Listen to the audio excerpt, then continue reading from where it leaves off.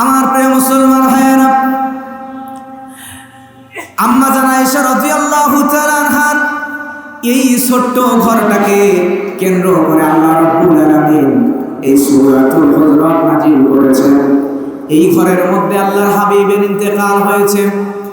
আম্মা জান আয়েশা রাদিয়াল্লাহু তাআলা আনহা তিনি বর্ণনা করছেন, প্রত্যেকটা দিন রাতের বেলা এশার নামাজের পরে দুনিয়াতে বৃষ্টি আগমনের আগে চাতক পাখিরা যেমন বৃষ্টির জন্য আকাশের ন্যায় তাকিয়ে থাকে, ঠিক তেমন করে আম্মা জান আয়েশা বলেন, প্রত্যেক দিন এশার সালাতের পরে আল্লাহর হাবিব আমার কামরায় আসতো, আমার হুজরায় আসতো। এশার নামাজ হওয়ার সঙ্গে সঙ্গে আমি আয়েশা আল্লাহর হাবিবের জন্য ওই চাতক পাখির ন্যায় তাকায় থাকতাম। সুবহানাল্লাহ। এই ঘরের এত মর্যাদা। আল্লাহর হাবিব সাল্লাল্লাহু আলাইহি ওয়াসাল্লাম তিনি যেদিন এই কামরার মধ্যে ইন্তেকাল করলেন, ইন্তেকাল করার পরে আল্লাহর হাবিব সাল্লাল্লাহু আলাইহি ওয়াসাল্লামের কবর কোন জায়গায় দেওয়া হবে, দাফন কোন জায়গায় দেওয়া হবে, এটা নিয়ে সাহাবীদের মধ্যে চিন্তা ভাবনা করা শুরু করে দিলেন। এমন সময় উম্মাহাতুল মুমিনিন হযরত আয়েশা রাদিয়াল্লাহু তাআলা আনহার কাছে নবীজির ওসিয়তের কথা বলে দিলেন।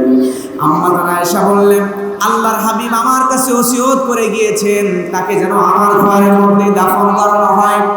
আমার প্রিয় মুসলমান ভাইয়েরা, হযরত আবু বকর রাদিয়াল্লাহু তাআলা তিনিও এই কথায় মত দিলেন। কারণ নবীরা যেই জায়গায় ইন্তেকাল করেন ওই জায়গায় নবীদের কবর দেওয়া হয়। আল্লাহর হাবিব আম্মা জান আয়েশার ঘরের মধ্যে ইন্তেকাল করলেন, এজন্য আল্লাহর হাবিব সাল্লাল্লাহু আলাইহি ওয়াসাল্লামের কবরটা আম্মা জান আয়েশার ঘরের মধ্যে দেওয়ার সিদ্ধান্ত হয়ে গেল। নবীজি ইন্তেকালের পরে নবীজির কবর যখন আম্মা জান আয়েশার হুজরার মধ্যে দেওয়া হলো, এর কিছু বছর পরে হযরতে আবু বকর রাদিয়াল্লাহু তাআলা আনহু তিনি তার কন্যা উম্মাহাতুল মুমিনিন হযরত আয়েশাকে এসে বলে, মা, আমার বড় আশা, আমার বড় ইচ্ছা, আমার বড় আকাঙ্ক্ষা, আমি ইন্তেকালের পরে আমার কবরটাও যেন নবীজির পাশে দেওয়া হয়। তোমার ঘরের মধ্যে আমার কবর দেওয়ার জন্য তুমি কি অনুমতি দিবে নাকি একটু বলো মা। হযরত আয়েশা রাদিয়াল্লাহু তাআলা আনহা তিনি বলেন, আব্বা, আপনি যেহেতু চান আমি না করব না, আমার হুজরার ভেতরে আপনার কবরটা আল্লাহর হাবিবের পাশে দেওয়ার জন্য অনুমতি দিয়ে দিলাম। সুবহানাল্লাহ। প্রিয় ভাইয়েরা আমার, হযরত আবু বকর রাদিয়াল্লাহু তাআলা আনহুর ইন্তেকালের পরে তার কবর নবীজির পাশে দেওয়া হলো।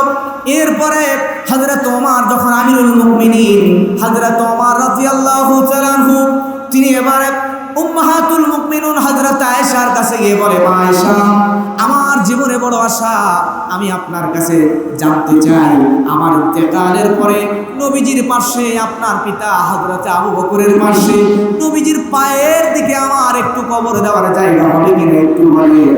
আম্মা জান আয়েশা তখন চিন্তায় পড়ে গেলেন, শেষ পর্যন্ত তিনি রাজি হয়ে গেলেন। হযরত ওমরের কবর ওই রুমের মধ্যে দেওয়া হলো। আমার প্রিয় ভাইয়েরা, আল্লাহর নবীর যেই রুমের মধ্যে রওজা, নবীজির কবর, হযরত আবু বকরের কবর, ওমর ফারুকের কবর যে ঘরের মধ্যে, ওই ঘরকে বলা হয় বলরা। আর এই ঘরকে কেন্দ্র করে আল্লাহ রাব্বুল আলামিন সূরা হুজুরাত নাযিল করেছেন। সুবহানাল্লাহ। সামাজিক বিধিবিধান নিয়ে এই সূরা হুজুরাত আল্লাহ নাযিল করেছেন। যদি কোনো মানুষ সমাজে আদবওয়ালা হতে চায়, ইখলাসওয়ালা হতে চায়, ভালো মানুষ হতে চায়, কোন ব্যবহার করলে, কোন কাজ করলে আমরা আদবওয়ালা সমাজের সবচাইতে বেশি শিষ্টাচার শিখতে পারবো, এই সমাজের শিষ্টাচার সম্বলিত সূরাতুল হুজুরাত, যেই সূরার মধ্যে আল্লাহ সুবহানাহু ওয়া তাআলা সামাজিক শিষ্টাচার শিক্ষা দিয়েছেন। আজকে মোটামুটি 10টা সামাজিক শিষ্টাচার আমরা আলোচনা করব, আজকে জানবো ইনশাআল্লাহ। 1 নম্বরে আল্লাহ রাব্বুল আলামিন বলেন, ইয়া আইয়ুহাল্লাযীনা আমানু লা তুকদ্দিমু বাইনা ইয়াদাইল্লাহি ওয়া রাসূলিহি ওয়াত্তাকুল্লাহা ইন্নাল্লাহা সামিউন আলীম। আল্লাহ রাব্বুল আলামিন কোরআন মাজিদের মধ্যে জানিয়ে দেয়, নবীজি মুহাম্মদ রাসূলুল্লাহ সাল্লাল্লাহু আলাইহি ওয়াসাল্লামের উম্মতদেরকে জানায় দেয়, দুনিয়ার ইমানদারেরা, তোমরা কখনোই আগ বাড়িয়ে নিজে থেকে আমার নবী মুহাম্মদ সাল্লাল্লাহু আলাইহি ওয়াসাল্লামের আগে যাবে না। এবং আমি আল্লাহ যে বিধান নাজিল করলাম, আমার নবী যে বিধানগুলো তোমাদের জন্য রেখেছে, এই বিধানগুলোর থেকে আগ বাড়িয়ে নিজে নিজে আপনা আপনি কোনো কাজ করা যাবে না। সুবহানাল্লাহ। প্রিয় ভাইরা, এখানে আল্লাহ বোঝাচ্ছেন যে আল্লাহ সুবহানাহু ওয়া তাআলা যে বিধানগুলো দিয়েছেন এবং আল্লাহর হাবিব সাল্লাল্লাহু আলাইহি ওয়াসাল্লাম যে বিধানগুলো আমাদের জন্য রেখেছেন, এই বিধানের চাইতে আগ বাড়িয়ে নিজে থেকে অতিরিক্ত কোনো কিছু করা যাবে না। এক নম্বরে আল্লাহ এটা শেখাচ্ছেন। একজন সাহাবী নবীজির কাছে এসে বলে, ইয়া রাসূলুল্লাহ, আমি সারা রাত নামাজ পড়ব। আরেকজন সাহাবী বলে, ইয়া রাসূলুল্লাহ, আমি সারা দিন রোজা রাখতে চাই। আরেকজন বলে, ইবাদত বান্দিগি করব, আমি ইবাদত বান্দিগি করব সারাটা জীবন, বিয়ে শাদী করব না, কারণ সংসার করলে, বিয়ে শাদী করলে হয়তোবা আমরা পরকাল বিমুখ হয়ে যেতে পারে, দুনিয়ামুখী হয়ে যেতে পারে। আল্লাহ রাসূল সাল্লাল্লাহু আলাইহি ওয়াসাল্লাম তখন বোঝালেন, এটা করা যাবে না, আমাদেরকে সর্বপ্রথম ইবাদত বান্দিগি করতে হবে আল্লাহ রাসূল যেভাবে আমাদেরকে শিখিয়েছেন, আল্লাহ যে বিধান আমাদেরকে দিয়েছেন এভাবে, এর চাইতে কমও না বেশিও না, যা শিখাইছেন সেভাবেই করা লাগবে। সুবহানাল্লাহ। নবীজি জানাচ্ছেন, ও আমার সাহাবীরা, আমি নবীজি মুহাম্মদ রাসূলুল্লাহ সাল্লাল্লাহু আলাইহি ওয়াসাল্লাম, আমি যদি বিবাহ করার পরেও, দুনিয়াতে সংসার করার পরেও দিনের কাজ করতে পারি, আমি যদি নামাজ সারা রাত না পড়ে, নবীজি নামাজ পড়তেন, রাতের কিছু অংশ নামাজ পড়তেন, আবার কিছু অংশ নবীজি রেস্ট করতেন, বিশ্রাম নিতেন, এভাবেই নামাজ পড়া লাগবে। দিনের বেলা রোজা রাখলেও সর্বোচ্চ দাউদ আলাইহিস সালামের মতো একদিন রোজা রাখবা, আর একদিন রোজা রাখবা না, এভাবে রোজা রাখা যায়। আর নবীজি সোমবার, বৃহস্পতিবার দুইটা দিন রোজা রাখতেন। আল্লাহর হাবিব সাল্লাল্লাহু আলাইহি ওয়াসাল্লাম প্রতি মাসের শেষ 3 দিন রোজা রাখতেন। এভাবে নবীজির মতো করে রোজা রাখতে হবে, আগ বাড়িয়ে অতিরিক্ত করা যাবে না। আল্লাহর হাবিব সাল্লাল্লাহু আলাইহি ওয়াসাল্লাম যত বিয়ে করেছেন, সংসার করেছেন, এখন যদি আমরা কেউ বিয়ে সংসার ছাড়া শুধুমাত্র ইবাদত বান্দি করতে চাই, এটা ইসলামের বিধানের বিপরীত। নবীজি যা করেছেন, যা নির্দেশ দিয়েছেন, এর ভিতরেই আমাদেরকে করা লাগবে। সুবহানাল্লাহ। 2 নম্বরে আল্লাহ রাব্বুল আলামিন বলেন, ইয়া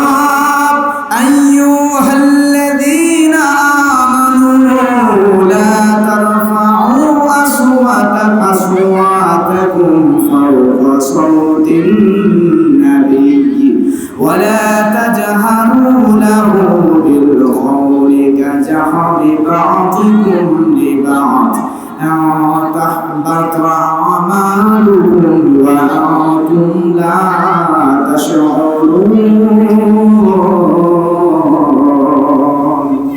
আল্লাহ রাব্বুল আলামিন সূরা হুজরাতের 2 নম্বর আয়াত দিয়ে জানিয়ে দিচ্ছেন, ও দুনিয়ার মানুষেরা, তোমরা শুনে নাও, আমার হাবিব মুহাম্মদ রাসূলুল্লাহ সাল্লাল্লাহু আলাইহি ওয়াসাল্লামের কণ্ঠের আওয়াজের চাইতে উঁচু করে তোমরা কথা বলতে পারবে না।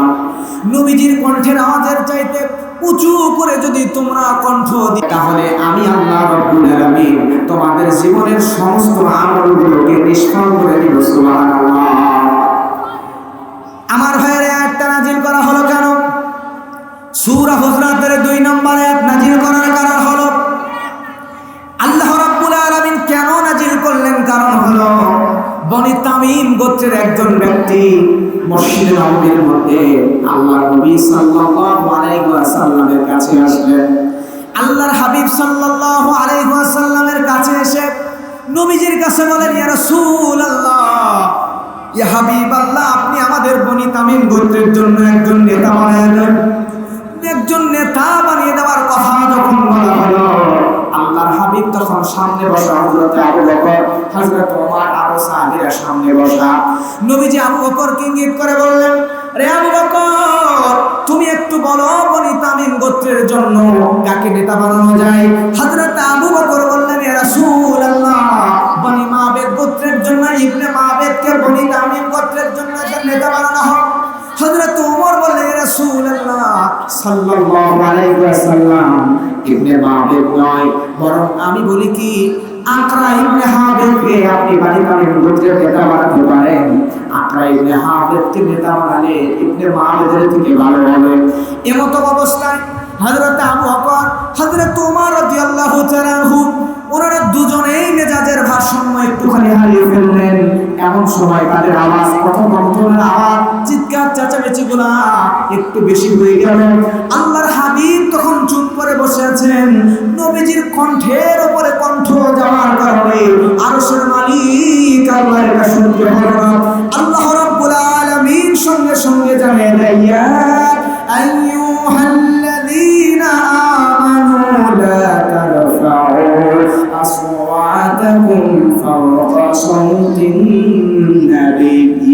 আল্লাহ রাব্বুল আলামিন জানিয়ে দেয়, বান্দা তোমরা যেন আমার নবীর কণ্ঠের উপরে কণ্ঠ দিয়ে কথা বলিও না। আমার নবীর কণ্ঠের উপরে কণ্ঠ দিয়ে তুমি কথা বলো তাহলে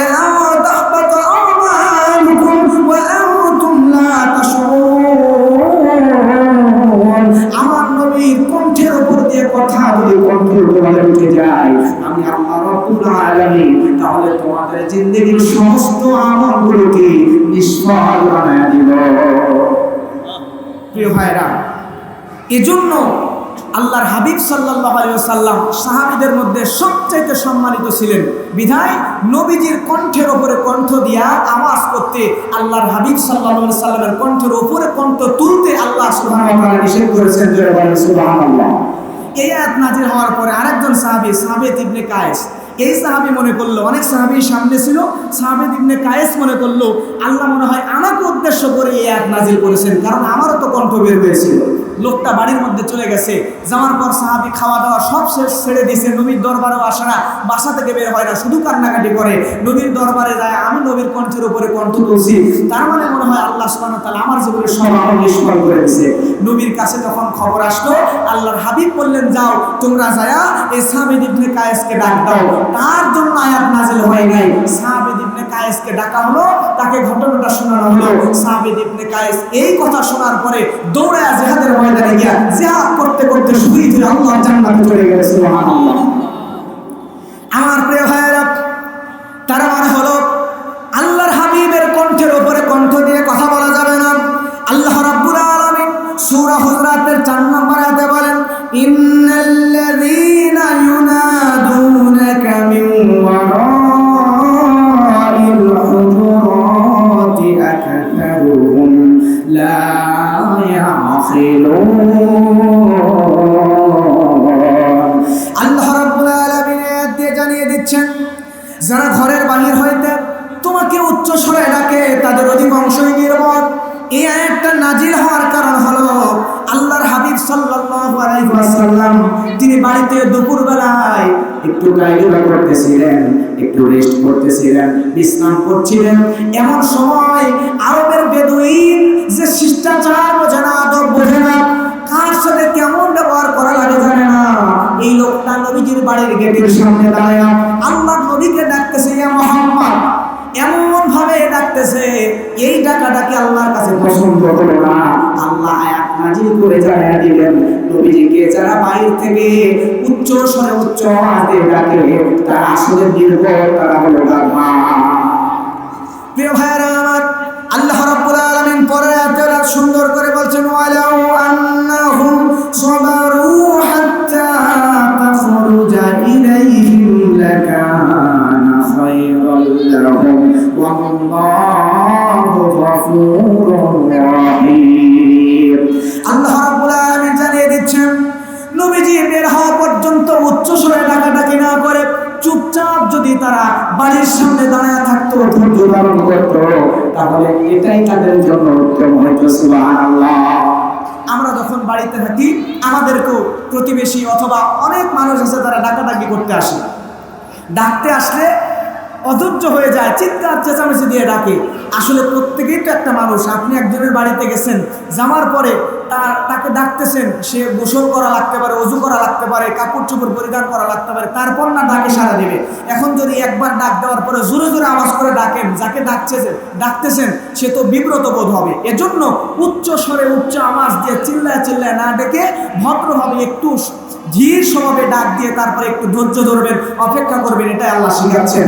আর 2 নম্বর আয়াত দিয়ে আল্লাহ শিখাচ্ছেন যে নবী যেহেতু সাহাবীদের মধ্যে সবচাইতে সম্মানিত, এজন্য নবীজির আওয়াজের উপরে আওয়াজ দিয়ে কথা বললে আল্লাহ আমলগুলো বরবাদ করে দিবেন। আমাদের বর্তমান সমাজে নবী মুহাম্মদ সাল্লাল্লাহু আলাইহি ওয়াসাল্লাম নাই, কিন্তু এখন আমাদের সমাজের মধ্যে আমাদের জন্য সম্মানিত হচ্ছেন আমাদের পিতা, আমাদের শিক্ষক, আমাদের শুভাকাঙ্ক্ষী এবং আলেম ওলামা হুজুর। ওনারা হচ্ছে আমাদের জন্য বর্তমান সময়ে সম্মানিত ব্যক্তি। এজন্য পিতামাতার সাথে সম্মানের সাথে কথা বলতে হবে, শিক্ষকের সাথে সম্মানের সাথে কথা বলতে হবে। এখন আপনি যদি পিতামাতার সামনে, শিক্ষকের সামনে, উস্তাদের সামনে, হুজুরদের সামনে চিল্লায় কথা বলে, অনেক আওয়াজ দিয়ে যদি কথা বলেন, এটাও এক প্রকার বেয়াদবি। এই কাজটা করা যাবে না। সূরা হুজরাতের 2 নম্বর আয়াত দিয়া এই সামাজিক শিষ্টাচারটা আল্লাহ সুবহানাহু ওয়া তাআলা আমাদেরকে শিখাচ্ছেন। সুবহানাল্লাহ।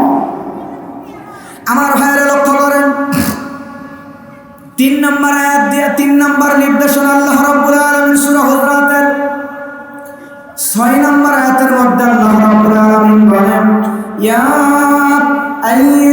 আইয়ুহাল্লাযীনা আমানু ইয়া জাআকুম ফাসিকুন বিনাবাইন ফাতাবায়্যানু আন তুসীবু কওমা।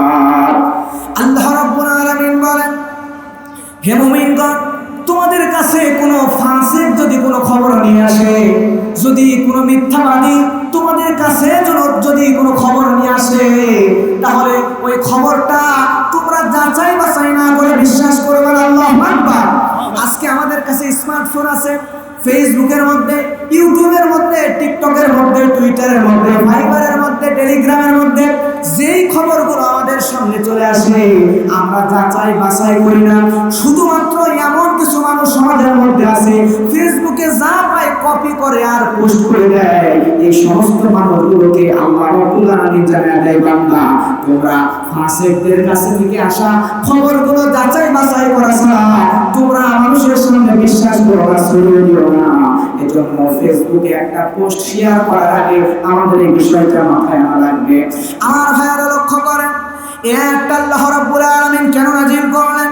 কারণ হলো বানি মুস্তালিকে ওয়ালিদ ইবনে উকবা নামক একজন নবীজি, একজন ব্যক্তি ওয়ালিদ ইবনে উকবা নামক একজন ব্যক্তিকে যাকাত নেওয়ার জন্য বানি মুস্তালিকে অভিযানে পাঠালেন। এই বানি মুস্তালিকের দায়িত্বে যিনি ছিলেন হারিস ইবনে আবি দারার।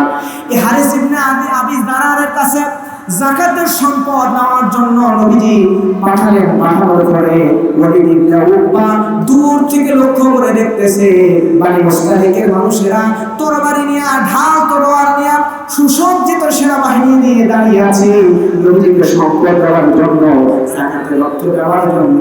কিন্তু আল্লাহর নবীর এই দূর কাছে না যায়, দূর থেকে মনে করলো তার পূর্বের শত্রুতা থাকার কারণে দূর থেকে দেখে মনে করলো ওই লোকগুলা আমাকে হত্যা করবে, আমাকে যাকাত দিবে না। কাছে না যায় দূর থেকে সন্দেহ করে নবীর দরবারে ফিরে গেল। ফিরে যাওয়ার পরে আল্লাহর হাবিবকে বলল, ইয়া রাসূলুল্লাহ, হারিস ইবনে আবি যারার সহ বানি মুস্তালিকের সব মানুষগুলো মুরতাদ হয়ে গিয়েছে।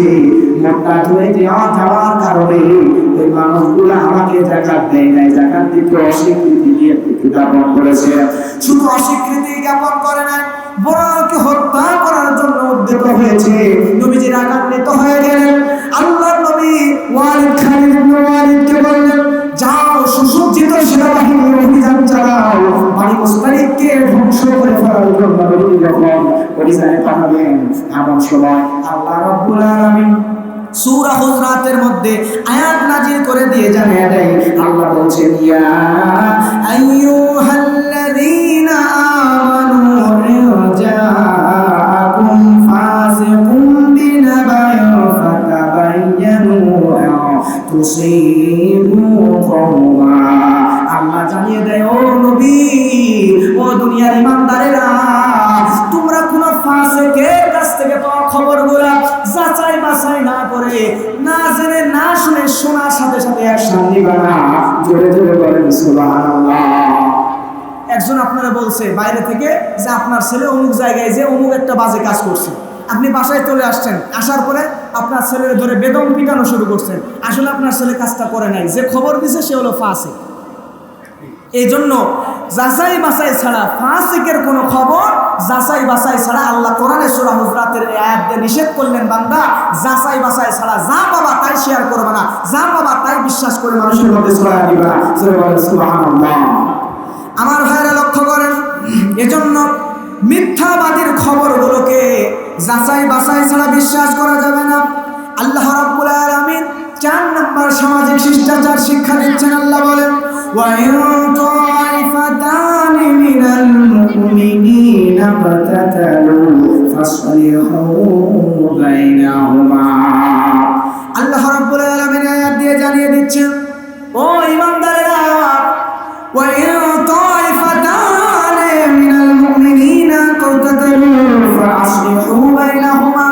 দুনিয়ার মুসলমানেরা, ঈমানদারেরা, দুনিয়াতে যখন 2 গ্রুপে মারামারি হবে, 2 জন মানুষে গন্ডগোল করবে, 2 প্রতিবেশী ঝগড়া করবে, এই ঝগড়া মারামারি যখন তোমরা দেখবা, তখন এই ঝগড়া আর মারামারিটা তোমরা মীমাংসা করে দিবা, মিটিয়ে দিবা। সুবহানাল্লাহ। এখন এই ঝগড়া মীমাংসা, ঝগড়া মারামারি যখন আমাদের সমাজে বাজে, তখন আমরা এগুলা মেটায়া দিই নাকি এগুলা নিয়ে আমরা ঝগড়া আরো বাড়ায় দিই? ঝগড়া কিন্তু আরো বাড়িয়ে দিই। 2 জন ঝগড়া লাগছে, এখন ওই জায়গায় যে কথা বললে ঝগড়া মিটবে, ঝগড়া থেমে যাবে, এটা না করে আমরা করি কি ঝগড়াকে আরো বাড়ায় দেওয়ার জন্য মুখে মুখে হচ্ছে, এবার হাতে হাতে কেমনে লাগানো যায় এই চিন্তা নিয়ে সমাজের মানুষ ঘোরাফেরা করে। কথা বলেন ঠিক কিনা? কিন্তু আল্লাহ নিষেধ করেন, বান্দা সমাজে যখন 2 জন মানুষের ঝগড়া হবে, 2 সমাজের প্রতিবেশীর ঝগড়া হবে, এই ঝগড়াগুলোকে তোমরা মীমাংসা করে দিবা, পেশ লাগাইয়া দিবা, পেশ লাগাইয়া দিবা না। নবীজি বলেন, ও সাহাবীরা, আলা উখবিরুকুম বিআফদালা দারাজাতিন মিন সাদাকাতি ওয়া সিয়ামিয়াস সালাত। আল্লাহর নবী বলেন, ও আমার সাহাবীরা, তোমাদেরকে আমি নবী কি বলে দিব না, নামাজের চাইতে রোজার চাইতে সদকার চাইতে বড় আমল আছে। আমি নবী কি তোমাদেরকে নামাজ, রোজা, সদকার চাইতে বড় আমলের সম্মান দিয়ে দিব না? সাহাবীরা বললে, রাসূলুল্লাহ বলেন, আল্লাহর নবী বললেন, ইসলাহুল জাতিল বাইন। ও আমার সাহাবীরা, তোমরা যদি 2 জন মানুষের সমাজে ঝগড়া লাগলে এই 2 জন মানুষের ঝগড়াকে বন্ধ করে দিতে পারো, ঝগড়াকে মীমাংসা করে দিতে পারো, তাহলে আল্লাহ রাব্বুল আলামিনের নবী বললেন, নামাজের চাইতে, রোজার চাইতে, সাদাকার চাইতে আল্লাহ বেশি সওয়াব দান করে দিবেন। সুবহানাল্লাহ। আমার প্রিয় ভাইরা, এরপর আল্লাহ রাব্বুল আলামিন 5 নম্বর শিষ্টাচার শিখাচ্ছেন।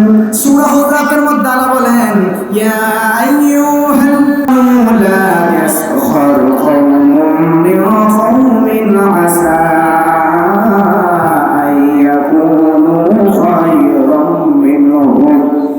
আল্লাহ রাব্বুল আলামিন বলেন, হে মুমিনগণ, তোমরা একজন আর একজনকে উপহাস করো না, একজন আর একজনকে নিয়ে টিটকারি মেরো না, একজন আর একজনকে নিয়ে হাসি ঠাট্টা করো না।